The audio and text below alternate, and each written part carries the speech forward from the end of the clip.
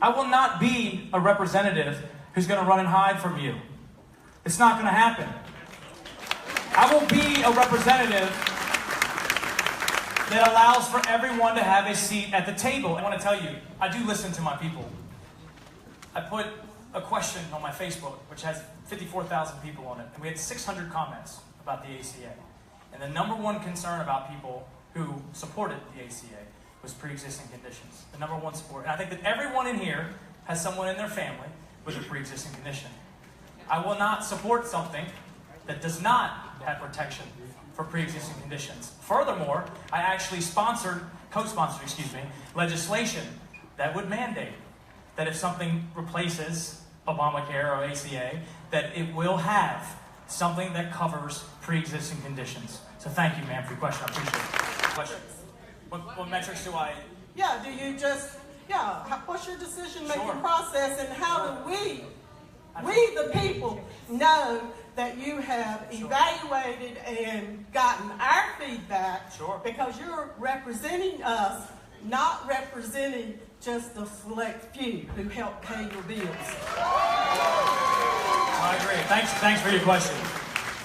And obviously, in general, there's a philosophical slant, right? I'm a Republican, so I have Republican-type views. But at the same time, as we talked about a little bit earlier, I try to be as communicative to my district as possible. Now, I understand there are some folks that may not get a message when they send something, but remember, I represent almost 800,000 people. So there's a lot. It's not just a select few that elected me. It's not just a select few that opposed me. It's a ton of people. So we try, like for example, when we talked about the Facebook thing, when I just asked the question, it wasn't a partisan question. It just said, how has the ACA affected you? What is your experience with it? We want to know.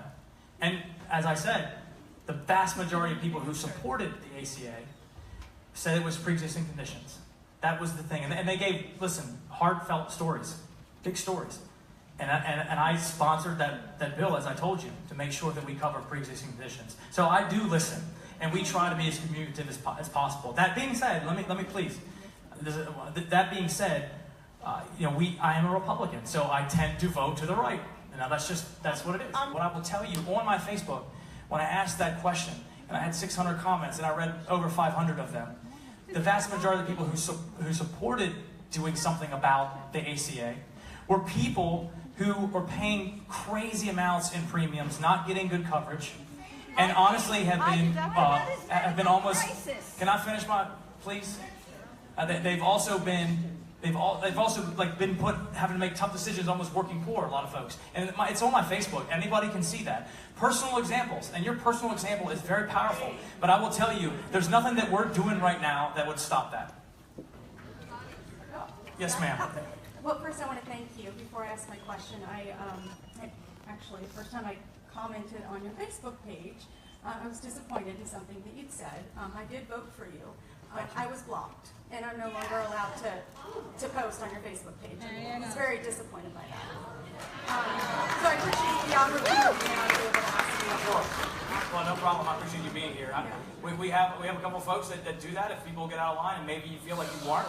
I can tell you what my post was. And it was that I was disappointed in your that's what it is, guys. Sorry. It was, in fact, I do.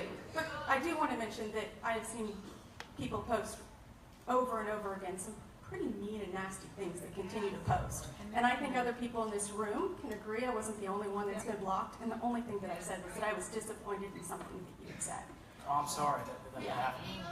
So, to get to my I'm happy to do that. Let people know. And look, I put something on my Facebook and asked a question about the ACA. How did it help you? How did it hurt you? Nothing political, just the responses.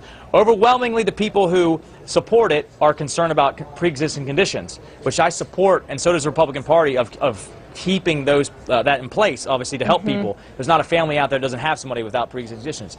On the opposite side, the overwhelming majority, and way more than the other side, quite frankly, was crushing premiums that are hurting families all across, millions of them across this nation. So we have to deal with that as well, too. So I think it should be done slowly, methodically, deliberately. I think that's a good thing. I think Republicans should own that. They should own that, saying, hey, look, yeah, we're not passing something super quickly. This is extremely important, and we have to get it right.